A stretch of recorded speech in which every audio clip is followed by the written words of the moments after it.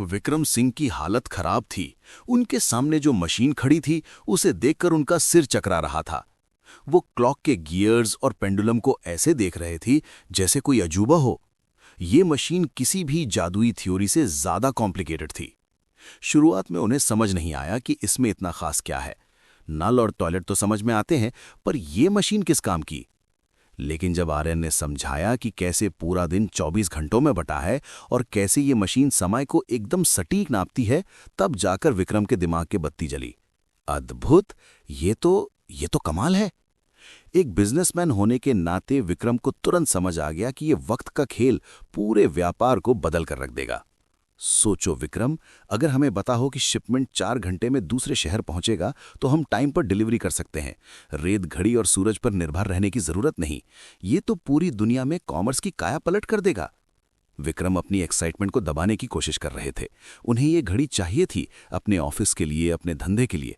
लेकिन अपने 5 साल के बेटे से मांगना उन्हें ठीक नहीं लग रहा था। बहुत अच्छा काम है बेटा, तुम सच में होनहार हो। तुम्हारा काम बेमिसाल है। आर्यन मुस्कुराया। वो अपने पिता की ललचाई हुई नजरें पढ़ सकता था। पापा, क्या आपको एक घड़ी चाहिए? विक्रम उछल पड़े। उनका शरीर रोमांच से कांप गया, लेकिन फिर खुद को संभाला। नहीं नहीं बेटा, ये तुम्हारी मिशनत है। मैं इसे कैसे ले सकता हूं? ये तुम्हारा हक है। लेकिन उनकी आंखों में साफ लिखा था, दे दे भाई, प्लीज दे दे।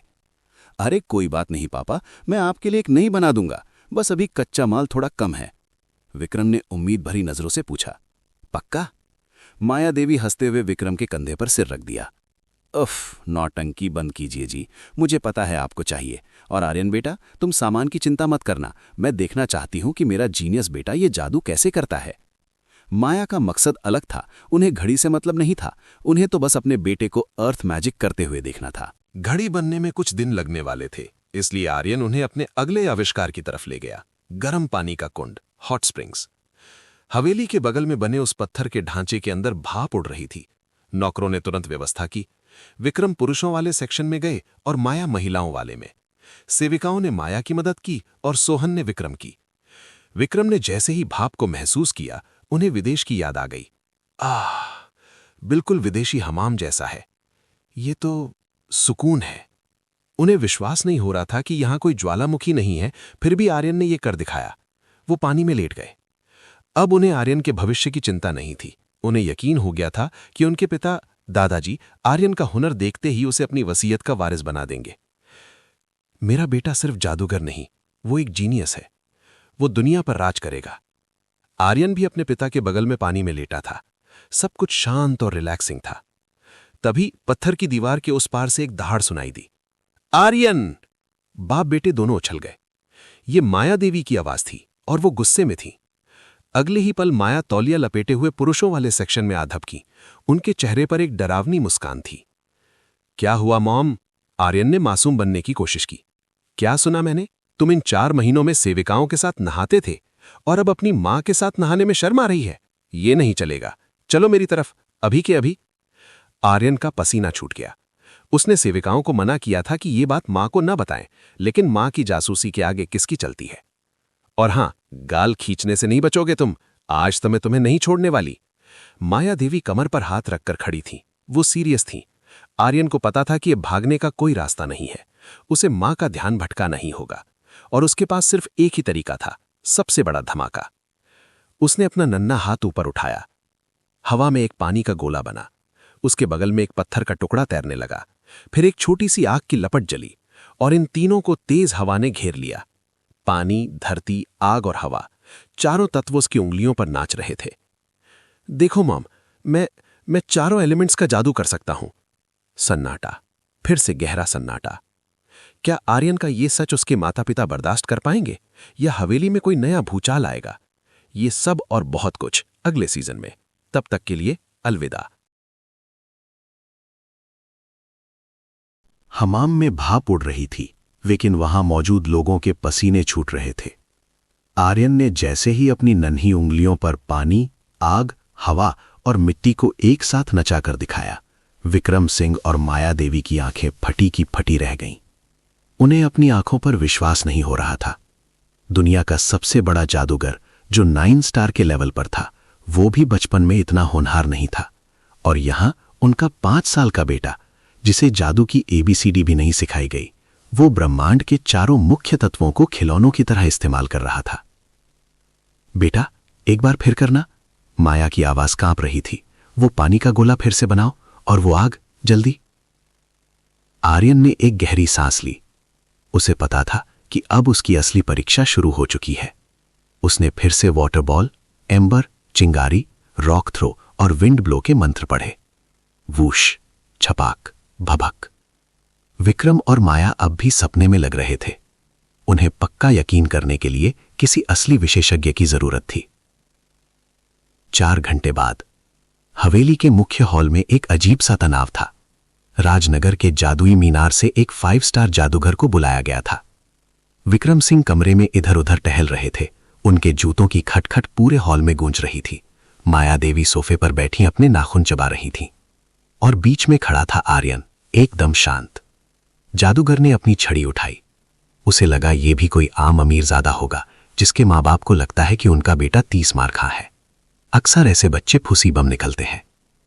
घबराओ नहीं बेटा, जादूगर ने आर्यन से ऐसे बात की जैसे वो कोई डरा हुआ बच्चा हो।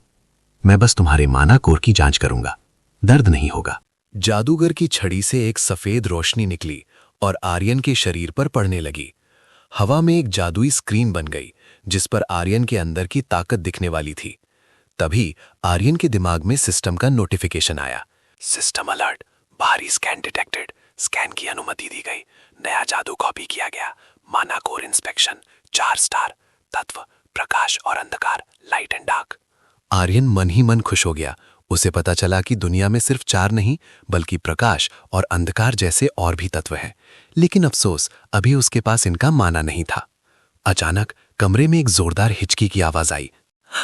जादूगर लड़खड़ाकर पीछे गिरते गिरते बचा। उसकी आंखें स्क्रीन पर गड़ी थीं, जहां 4 रंग, हरा, लाल, भूरा और रुपहला यानी सिल्वर, सूरज की तरह चमक रहे थे। सिर्फ 4 रंग नहीं बल्कि उनका साइज, आर्यन के पेट में जो माना कोर दिख रहे थे वो संतरे जितने बड़े थे।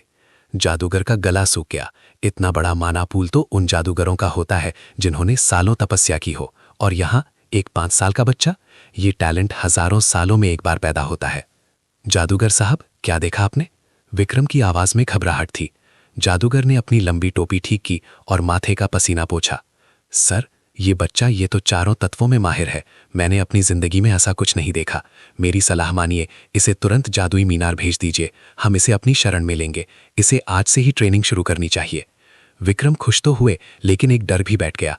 अगर आर्यन जादूगरों की दुनिया में चला गया तो क्या वो रघुवंशी परिवार और बिजनेस को भूल जाएगा?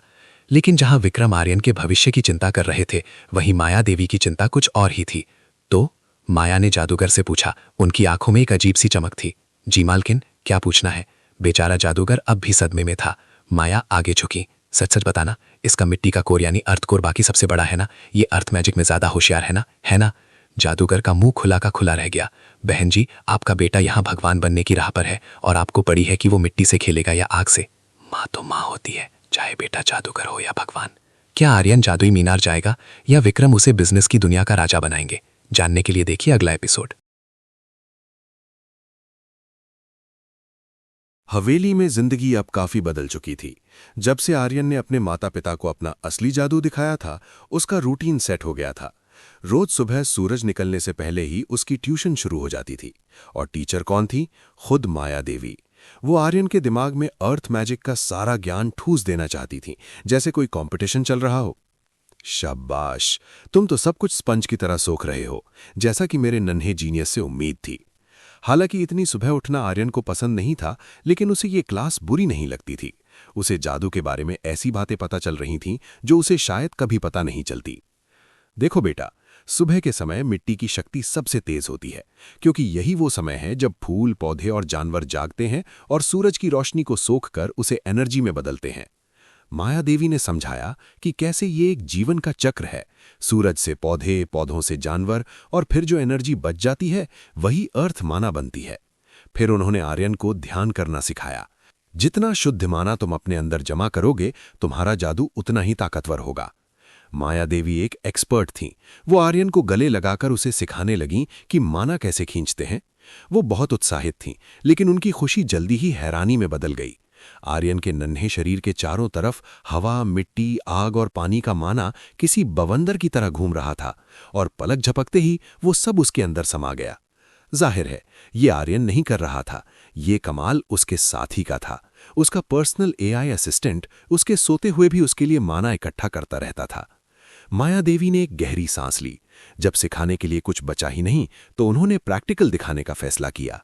माया देवी अपने पैरों पर खड़ी हुईं। उनके शरीर के चारों तरफ एक भूरे रंग की आभा चमकने लगी। ये देखो बेटा, ये एक 2 स्टार जादू है, स्टोन आर्मर। आर्यन ने देखा कि हवा में तैरते हुए ग्रेनाइट पत्थर के टुकड़े प्रकट हुए और माया के शरीर पर किसी चुंबक की तरह चिपक गए। देखते ही देखते उन पत्थरों ने एक कवच का रूप ले लिया। माया अब किसी योद्धा देवी जैसी लग रही थीं। तभी आर्यन के दिमाग में साथी की आवाज आई। जादू स्कैन हो रहा है, थ्योरी कॉपी कर ली गई है। स्टोन आर्मर, 2 स्टार, तत्व पृथ्वी। ये कवच शरीर को एक अदृश्य परत से ढक लेता है। इसकी मजबूती यूजर के माना पर निर्भर करती है। इससे पहले कि माया अपना कवच दिखा पाती, आर्यन का शरीर भी उसी भूरी रोशनी से चमकने लगा। खट खट खट, पत्थर के टुकड़े हवा में तैरे और आर्यन के शरीर पर सेट हो गए। वो अब किसी एनिमे के हीरो जैसा लग रहा था। Cool, thanks mom. माया को गर्व तो था, लेकिन ये सब बहुत अजीब था।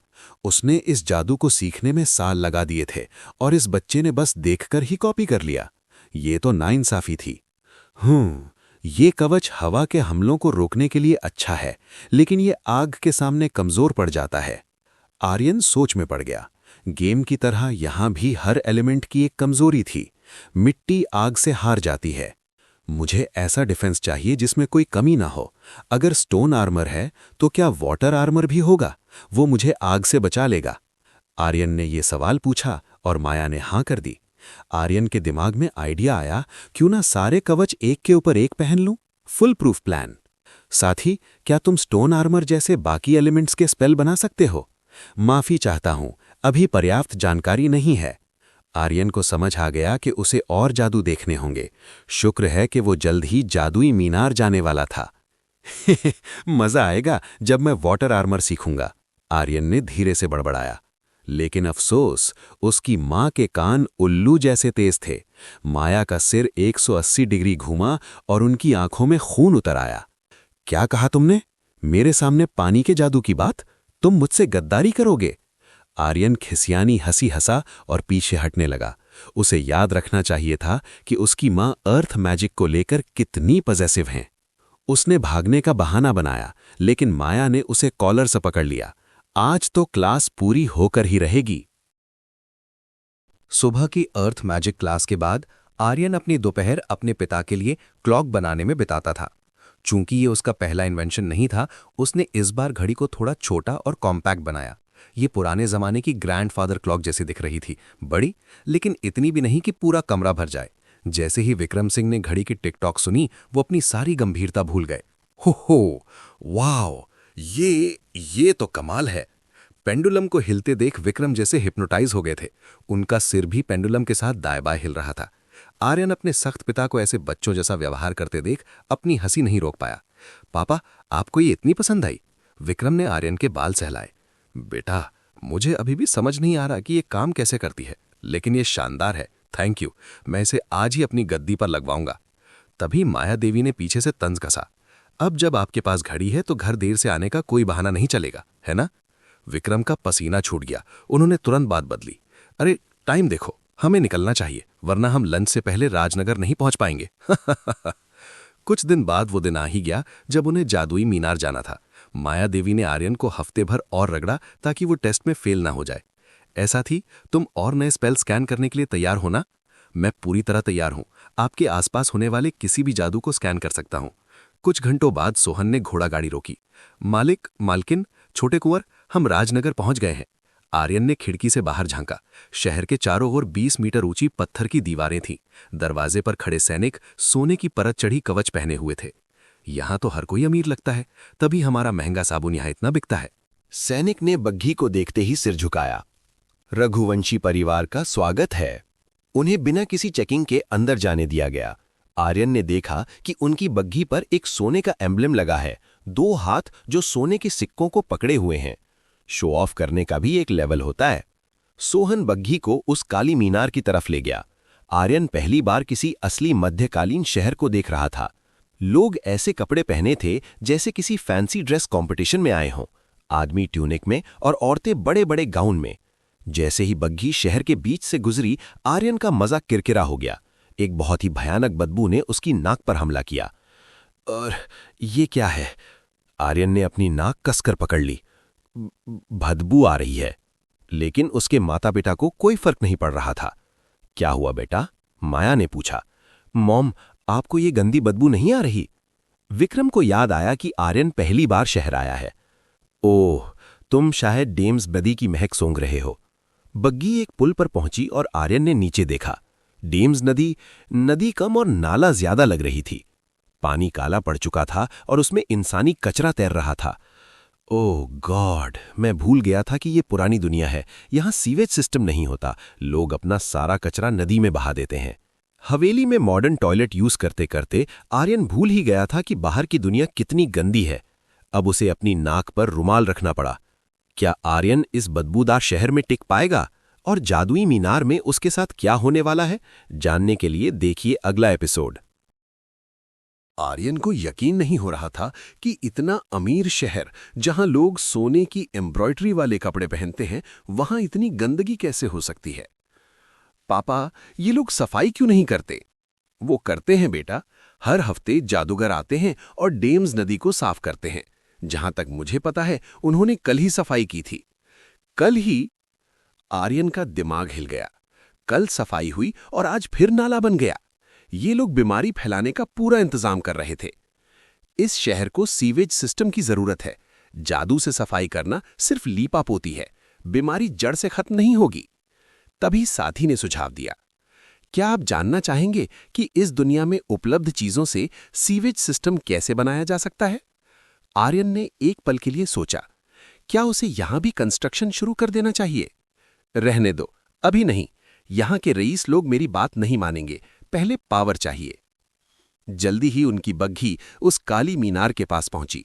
ये किसी गगनचुंबी इमारत जितनी ऊंची थी और इसका पत्थर किसी गेम के ऑब्सिडियन जैसा लग रहा था। दरवाजे की जगह एक हरे रंग का पोर्टल था जो पानी की तरह हिल रहा था। हम पहुंच गए हैं छोटे मालिक। सोहन ने दरवाजा खोला। आर्यन कूदकर बाहर आया। उसे नए स्पेल सीखने की जल्दी थी। तभी पोर्टल से एक औरत बाहर आई। उसने हरे रंग का चोगा और काली नुकीली टोपी पहनी थी, बिल्कुल किसी डायन जैसी। स्वागत है आदरणीय मेहमानों। हम टावर मास्टर से मिलने आए हैं। क्या वो हैं? माया ने सीधे पूछा। ओ, अर्थन विच से मिलना मेरा सौभाग्य है। अफसोस, मास्टर अभी किसी जरूरी काम में बिजी हैं। वो 1 घंटे में मिलेंगे। हं, बुढ़ा हमेशा बिजी रहता है। मॉम, आप इन लोगों को जानती हैं? बेटा, तुम्हारी माँ यहाँ की लेजेंड है। अगर इन्होंने अपनी टोपी नहीं छोड़ी होती तो आज यही टावर मास्टर होती, उस औरत ने जवाब दिया। माया ने हाथ हिलाकर तारीफ को टाल दिया। मैंने कहा था ना हनी, मैं अपने जमाने की काफी टैलेंटेड जादूगरनी थी। तुम्हें यहां आने की जरूरत नहीं थी। मैं खुद तुम्हें सब सिखा सकती थी। विक्रम सिंह ने इशारा किया कि अब वापस जाने का कोई मतलब नहीं। उस औरत ने सुझाव दिया कि आर्यन मीनार का टूर कर सकता है। क्या मैं जा सकता हूं प्लीज? आर्यन उछल पड़ा। माया ने ना चाहते हुए भी हां कर दी। विक्रम और माया अपने काम से चले गए और आर्यन उस जादूगरनी के साथ रह गया। तो छोटे रघुवंशी, तुम यहां क्यों आए हो? क्या जादू सीखने का मन है? औरत ने पूछा। उन्होंने आपको बताया नहीं? मैं अपना टैलेंट चेक करवाने आया हूं। अच्छा, अपनी मां की तरह अर्थ मैजिक में अच्छे होगे ना? आर्यन ने सिर हिलाया। जैसे जैसे वो मीनार के पास जा रहे थे, आर्यन को हवा में भारीपन महसूस हुआ। यहां माना बहुत घना है। उसे हर तरफ रंग बिरंगी रोशनी दिखाई दे रही थी। वाह, यहां तो बहुत माना है, लेकिन ये असंतुलित क्यों है? यहां आग ज्यादा है और पानी बहुत कम। औरत चलते चलते रुक गई। हाँ, वो इसलिए। 1 मिनट, तुम्हें बाकी माना कैसे महसूस हो रहा है? तुम तो अर्थ मैजिशियन हो ना? आर्यन ने लापरवाही से कंधे उचकाए। मैं सब में टैलेंटेड हूं, ऑलराउंडर। औरत की आंखें फटी रह गईं। आर्यन आगे बढ़ा और पोर्टल के पास गया। जैसे ही वो दरवाजे के पास पहुंचा, उसे कुछ अजीब महसूस हुआ, कुछ नया, कुछ खतरनाक। तभी साथी का अलर्ट आया। नया माना डिटेक्ट हुआ, विश्लेषण शुरू। पूरा हुआ। अब आप 4 नए तत्वों को कंट्रोल कर सकते हैं: प्रकाश, अंधकार, बिजली और जहर। सन्नाटा, बहुत गहरा सन्नाटा। 4 नहीं, अब 8 तत्व, और वो भी जहर और अंधकार। आर्यन की ये नई ताकत जादुई दुनिया में क्या कोहराम मचाएगी, और टावर मास्टर के सामने जब ये राज खुलेगा तो क्या होगा? जानने के लिए इंतजार कीजिए अगले वीडियो का। तब तक के लिए सावधान रहें।